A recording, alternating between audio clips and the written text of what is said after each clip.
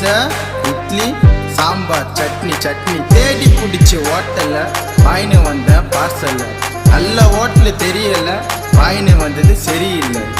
தோசை இட்லி சாம்பார் சட்னி சட்னி தோசை இட்லி சாம்பார் சட்னி சட்னி போட்டு கடா தட்டை எத்து 5 பூரி விட்டு கடா வைத்து உள்ள வாரி வாரி.